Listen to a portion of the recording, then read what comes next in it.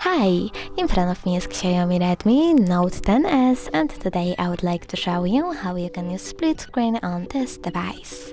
First of all, select an app, for example Chrome.